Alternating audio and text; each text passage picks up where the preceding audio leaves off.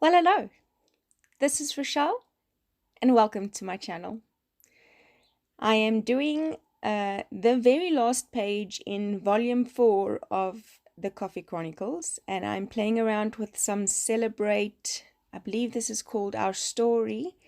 It's some leftovers that I had from a different traveler's journal that I made to document our Valentine's trip for 2019.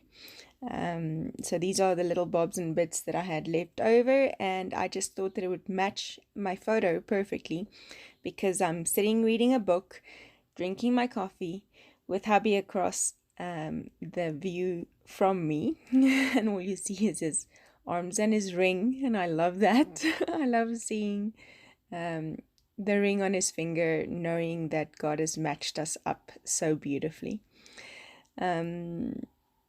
So yes, using the elements, the little pieces that I've got left, and it makes for a beautiful spread, and I'm very excited about how I think it's going to work out.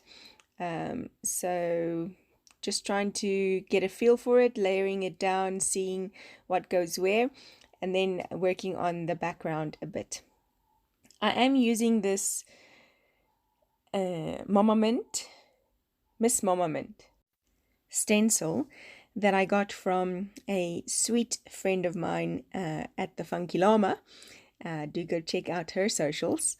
And just laying down some background using my favorite technique by picking up gelatos with a makeup foundation contour brush. Check out a few of my stenciling techniques. It's a video I released earlier this week. And I'm literally just going through this stencil a bit haphazard. I know that my big elements are going to be dead center, so not looking for perfection, just looking for soft background. And this is such a quick and easy technique that really I recommend doing this for backgrounds if you don't have a lot of time or you don't feel particularly creative. This really does make every page look, beautiful. I've never seen it look not beautiful. Taking a little eyelet, I wanted to punch a hole in that little tag image that says Once Upon a Time. That will be layered with my cluster where the photo is going to lie. And then really that is what I'm doing, is I'm building a cluster. I do have this acetate piece that I wanted to run through my Xyron sticker maker. The thing with acetate is the same with vellum. If you glue it, you're going to see the glue because it's see-through. So what I did is I just, my Xyron was a bit too small, so I used the Xyron Creative Station. It's just a bit bigger, and use that for then putting that adhesive on the back of that acetate piece. Then I'm sticking down these papers. They look like they've been clipped together with this weird shaped paper clip, and that's going to kind of be the backing for my photo.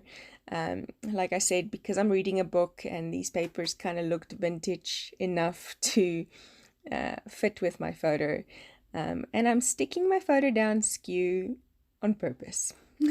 For this accountant brain, it took a lot, but I think it really works in the end, and so I'm happy with how it's laid down.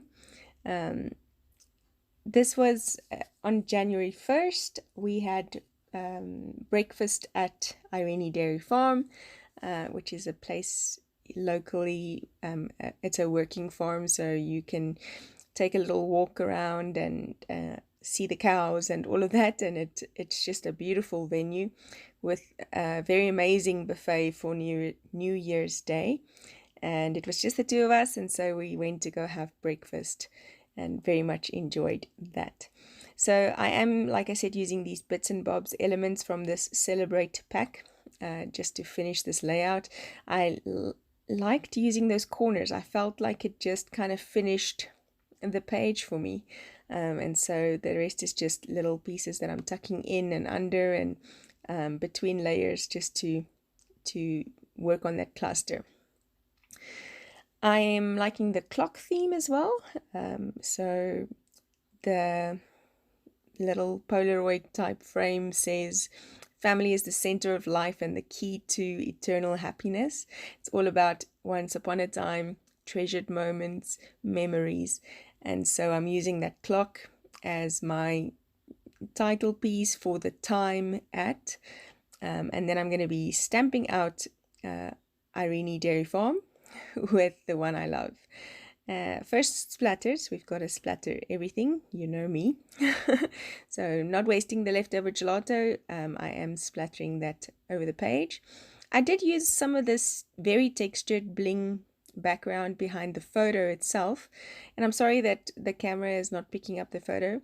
It is crazy o'clock here and I couldn't sleep, so I am doing this in the dark, which means that I needed extra lighting, and this lighting is reflecting off the photo, so apologies for that.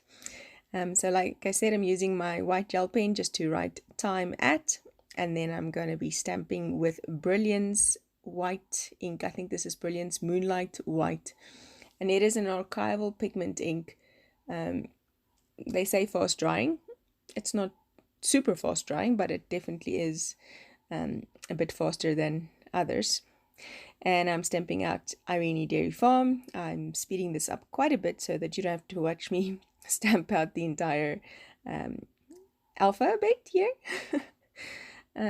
What I am doing is using a very small block, and if I've got letters that repeat, I kind of stamp them out together or keep them on the block. This is just a little tip if you want to use it. And the reason why you use smaller blocks with smaller stamps is because if you use a bigger block and you press down onto that ink, which you're not supposed to press down on the ink, you're supposed to press the ink on the alpha stamps or on the stamps. I forget, so I don't do that. But if you use a big block, the ink goes onto the surface of the block faster, whereas if you use a smaller block, it's just got enough surface to cover the actual stamp. Like that. Hello Grace, thank you for joining us. I am adding some Nouveau Crystal drops in this gold color just to finish it off, and that is that for today. I hope to see you again soon. Thank you for joining me for the Great Coffee Chronicles. I'll see you. Bye-bye.